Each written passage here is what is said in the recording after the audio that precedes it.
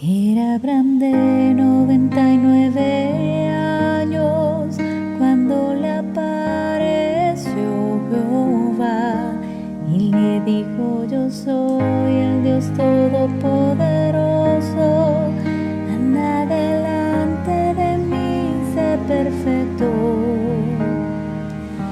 Génesis 17:1.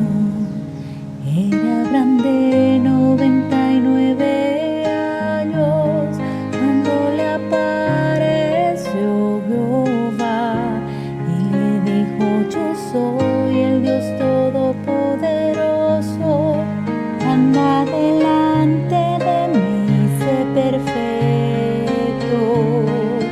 Génesis 17:1.